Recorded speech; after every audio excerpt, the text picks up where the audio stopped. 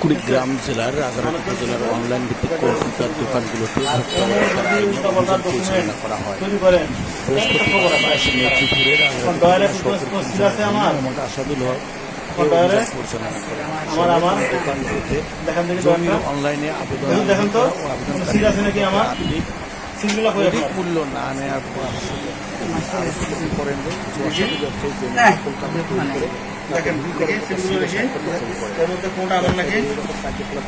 থাকার আহ্বান জানান।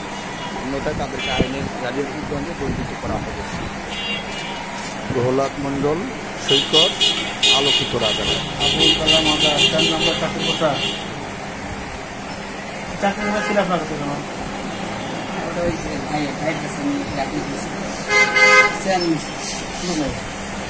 আমার কাছে ছিল নাকি? খবরদার বলে এই কাজ করা যাবে না, আমার সিম রাখা যাবে না। আপনার সিম ব্যবহার করে এরকম আছে জানা আমার এখানে এখনো পাইনি। ঠিক আছে, বিভিন্ন খবর রাখি এরকম সিম পাওয়া যায়, এরকম সিম রাখা কোন হ্যাঁ ঠিক আছে।